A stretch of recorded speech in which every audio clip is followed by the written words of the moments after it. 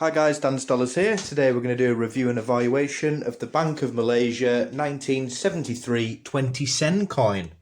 So start off on the front of the coin, it says Malaysia in lettering at the top, the country the coin is from, 20 sen there, the face value of the coin, and 1973, the year the coin entered circulation. On the reverse side of the coin in the middle is a House of Parliament there on the left hand side, then the crescent moon along with the sun there on the right. There's 116 million of this coin released into circulation in 1973, which means a perfect uncirculated one should fetch £2 to £3, and a good quality one should fetch you £1.